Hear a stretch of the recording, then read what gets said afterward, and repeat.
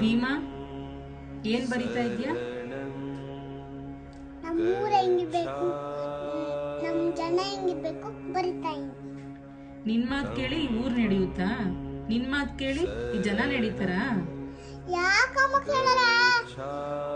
ಮುಂದೆ ಒಂದಿನ ನಾನ್ ಬರ್ದನ್ನ ಕೇಳಿ ಈ ದೇಶ ನಡೆಯುತ್ತೆ. ರಾಷ್ಟ್ರ ಸಂವಿಧಾನಕ್ಕೆ ನೀನೆ ಶಿಲ್ಪಿಯು, ನೀನೆ ಕಲಿಸಿಕೊಟ್ಟೆ ಸಮಾನತೆಯನ್ನು.